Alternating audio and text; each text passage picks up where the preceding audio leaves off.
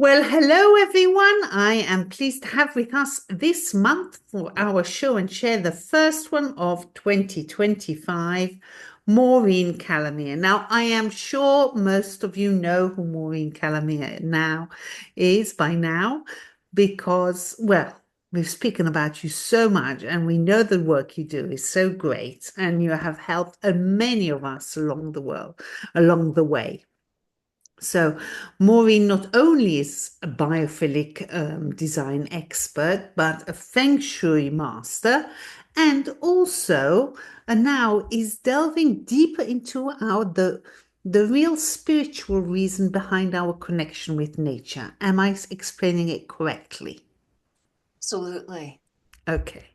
Now, why is it important to start off with this conversation? And I am so happy to have you today, Maureen, because we all know that the first step before even try and understand what biophilia is or biophilic is really to find the time, the energy, and the space, internal and external, to be able to reconnect to the natural world. So Maureen has written this great book called um, The Enchanted Earth. And Maureen, tell us about it. Why did you write it? And what did you discover? What brought you to write it? And what did you discover along the way? Oh, wow. Okay. Yeah, I'm going to really try to condense this story because I could go on forever. But I got the idea for the book way back in about 2009, believe it or not. I read a few books from journalist Richard Louv. One of them, I'm sure many of the listeners are familiar with, is called The Last Child in the Woods: Saving Our Children from Nature Deficit Disorder. And it was one of those, I think for many of us, one of those pivotal points where we realized he's got it. He's getting to understand why our children, our current generations are so disconnected and what that's doing to them in a physical, mental, emotional, and spiritual way.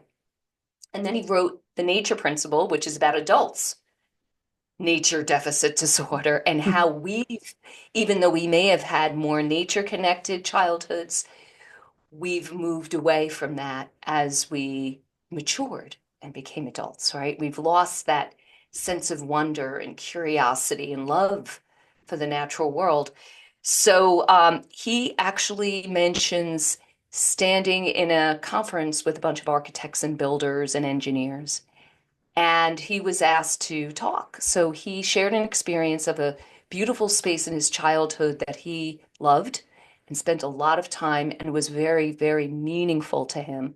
And the fact that it was no longer there, it was developed. And it just shifted the whole mood of the meeting.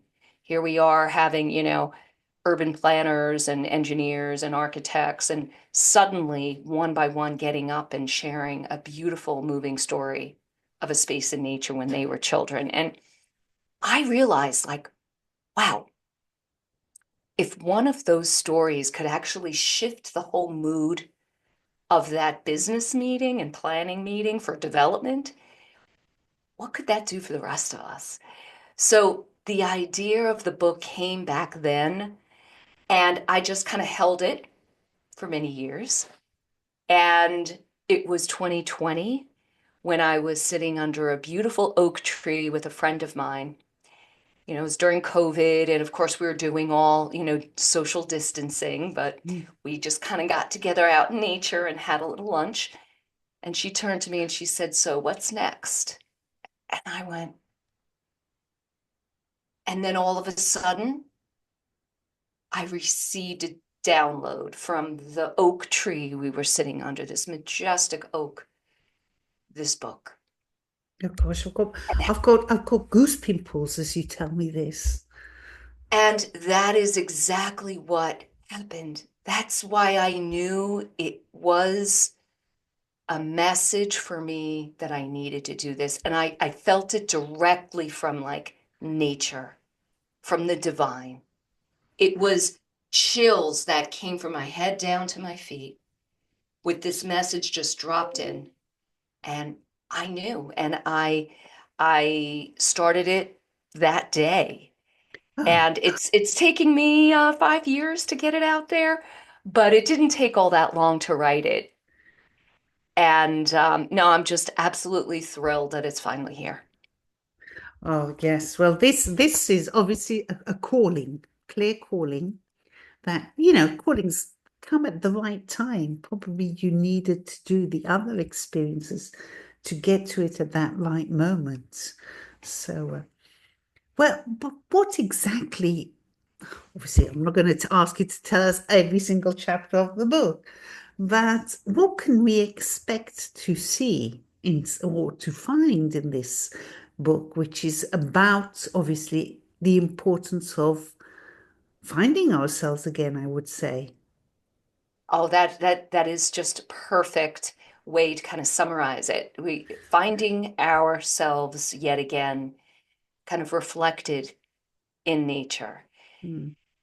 I interviewed over 50, 60 people. I did it on Zoom. I took down their stories and I wrote them each. And then about 40 of them got pulled into the book.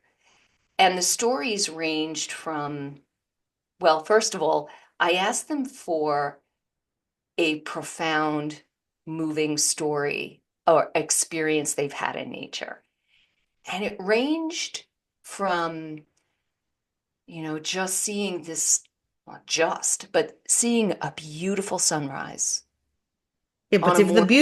if the beautiful sunrise has the effect of the of sitting under the tree and the goose pimples it gives you, then Yes, yes, and being witness to it, right? Observing it. We can see many sunrises, and sure, many of us on the train, we're going into work or driving into work, and there's a sunrise every day. Mm, But being witness and observing and being open to it, and also I feel like these experiences hit us when we need them the most. So perhaps we're contemplating a difficult, experience in our life. We are looking for solutions. mm. And then suddenly we're open enough to really be aware of that, the color and the just majesty. And suddenly we feel lighter, we feel connected to everything, and we're not alone. And then maybe a message will drop in and we'll know what to do. I mean, these experiences are just, that's why I called it enchanted, because they truly are. So, you know, as simple as seeing a beautiful sunrise to actually having maybe a conversation with the tree. Not a typical what we would say like having a conversation with a person, but having this exchange of information, say, Mm. impressions. It yeah, and I call them kind of supernatural experiences because I was really astonished. I was so excited to hear these awesome stories that people shared with me. And the word story may sound like it's imaginal and made up, but these are our stories, our mythical stories, our experience. Ah, And oftentimes when they're unusual, we don't share them with other people. mm. Because why? Ooh, they're going to think I'm a little nuts if I really believe this happened. Or I don't even believe it happened. I think it was my imagination. It was something I ate. And we just dismiss it, push it back, but it's there. And it's there for us always and can be rekindled and brought up to the surface when we're ready to really acknowledge these beautiful, beautiful experiences we've had.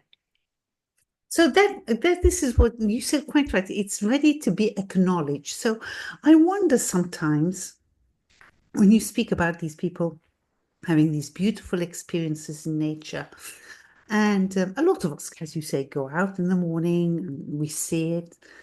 So what makes a difference? What Mm. happens to us? And is it a phase we are going through? Is it a moment that we are suddenly open to receive it? You see what I mean? I mean, is it a sort of journey we are going on, and then suddenly we realize what we are seeing? And is it nature which is always trying to talk to us, or a nature which talks to us when we are ready to listen?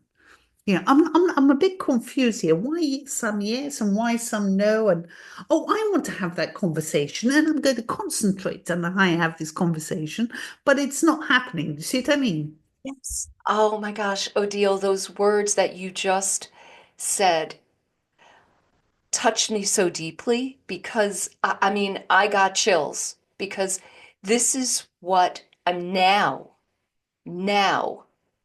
so curious about why.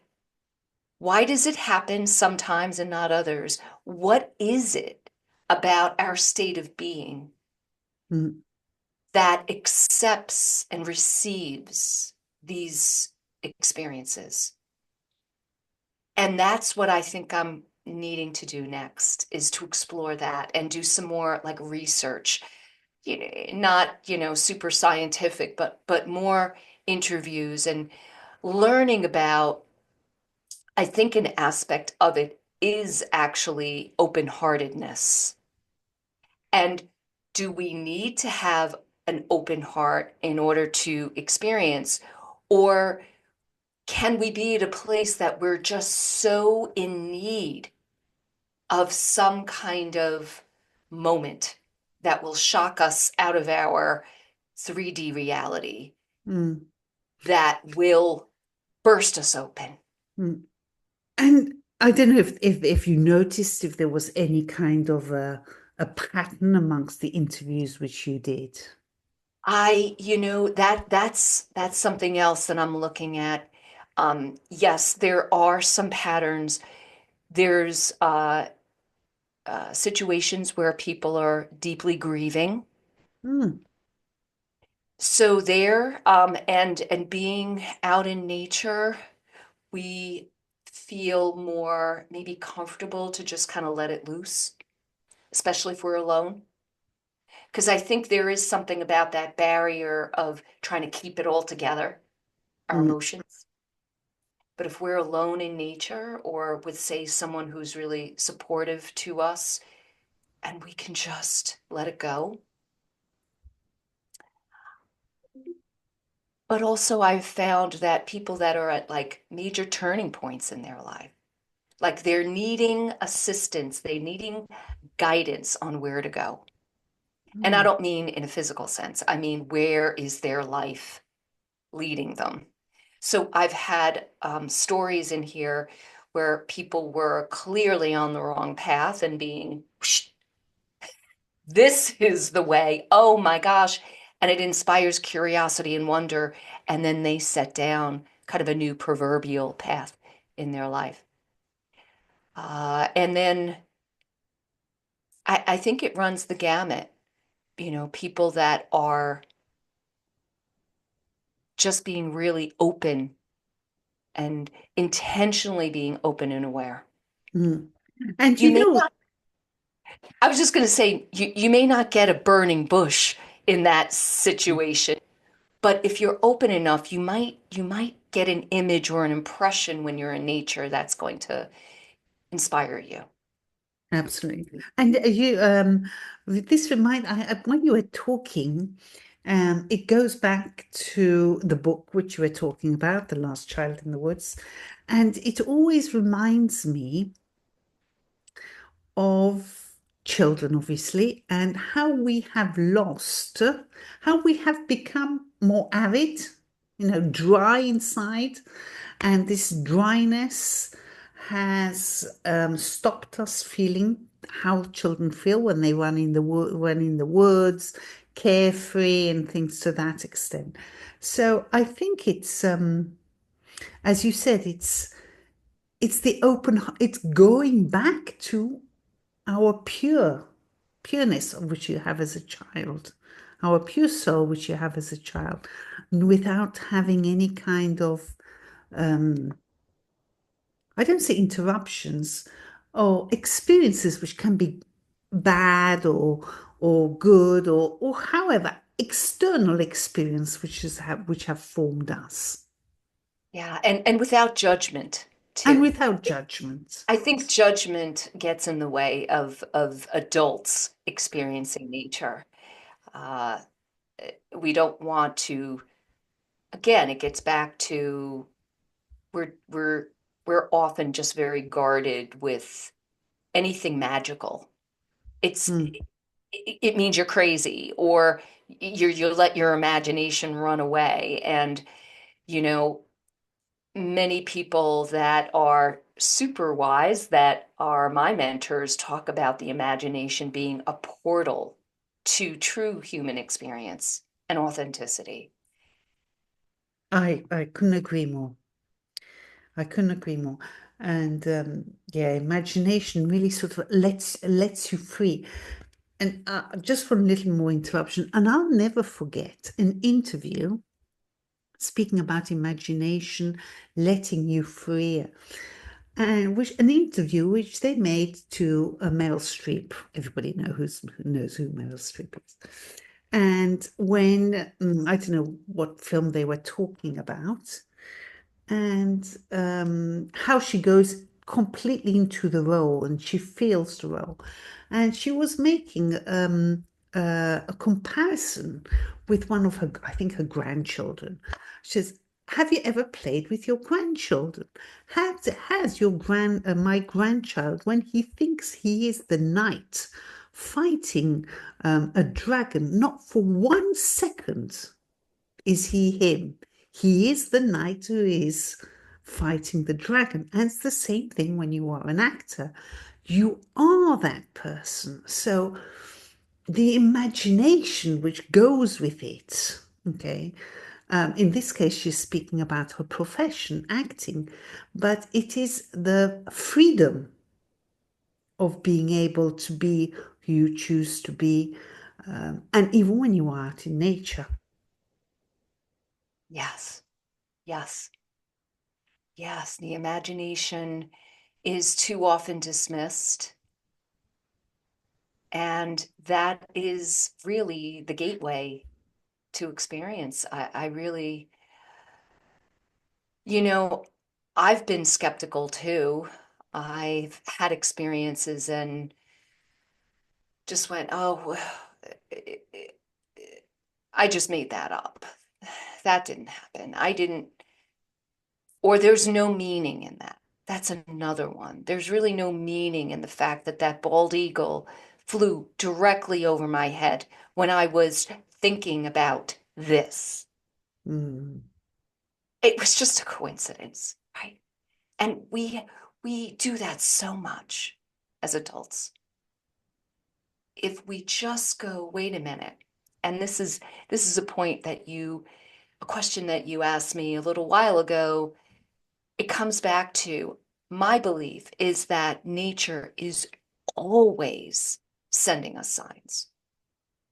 Mm. Every moment of our life, I feel like nature is a vessel or a messenger or a vehicle Mm. for our souls or the divine or whatever that, creator uh, being you think. I think nature is a vehicle to send us these signs and these messages to get us on our path that we are meant to be on.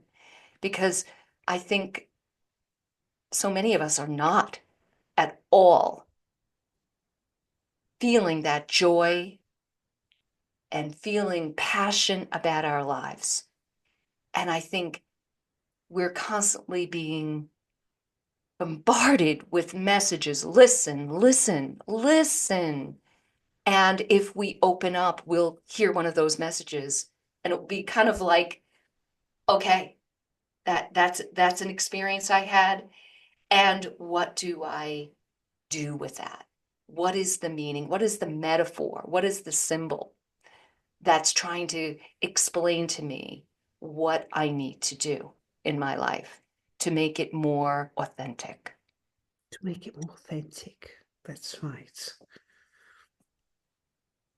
So in these conversations, they are conversations because, like, we have conversations with ourselves because we are constantly talking to ourselves. When we go for a walk, And maybe we're we're not very looking at, kind and to ourselves. we're not very kind to ourselves. So these conversations, which we are talking about us humans having with nature, but nature is made of many beings, plants, animals. So I am wondering, these conversations are made amongst themselves as well. And as we are part of nature, we should be jumping into these conversations. So it is not that it is just nature and us, it is the whole ecosphere.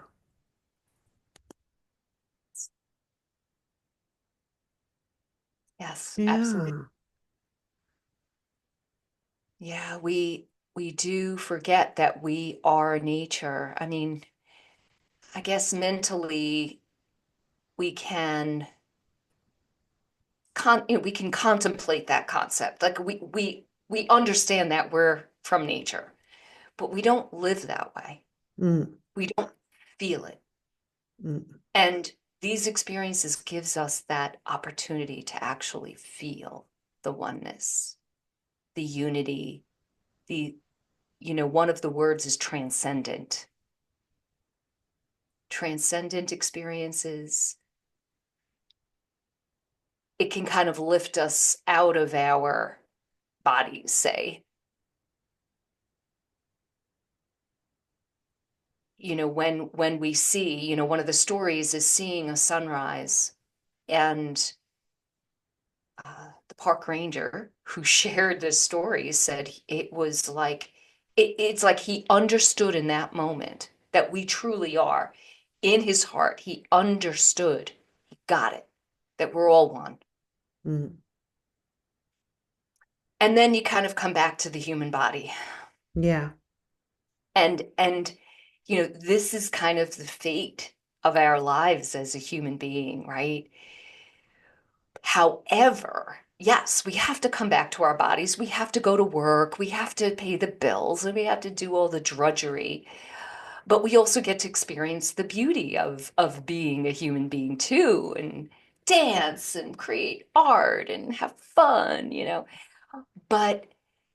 But these transcendent experiences can give us a wider perspective. I mean, once you experience that, you can't ever feel alone anymore.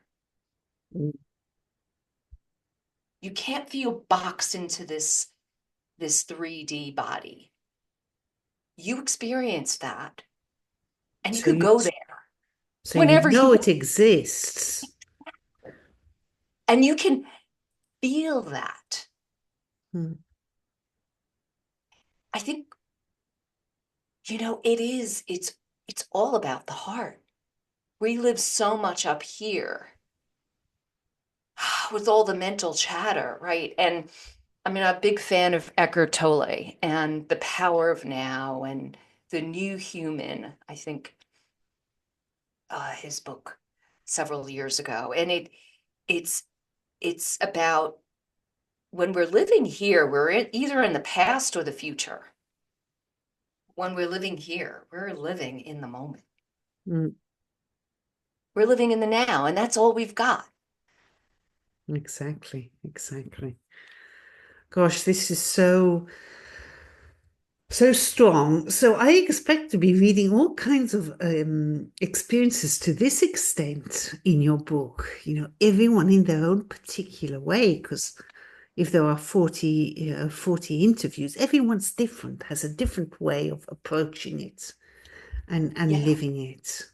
Yes, and I really wanted to get a variety of stories because my hope is that when someone reads the book, there'll be at least one, maybe several stories that will spark a memory within them and say, experience something along, like there's some similarity, it triggers a memory. And you So go, we'll find a sort of a crack way to open up. that's it. That's it.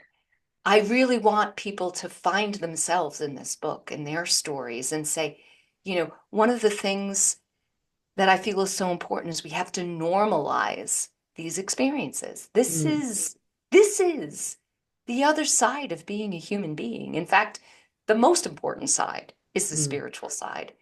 And if all these people, from architects to park rangers to psychologists, have had these types of stories, experiences, and they're not crazy. No, absolutely not. Wow. Well, Maureen, this is sounds like a very exciting thing, and well, can't wait to get my hands on it. So, and I will let you know for sure. So, well, thank you for your time today. I invite everyone to have a look, and I'll put it in the post of the session today, and with a link. So you'll send me the link where to get the book, and people can hop onto it. And thank you so much for being with us. Oh, thank you, Odile. It's been such a pleasure. Thank you. Bye for now.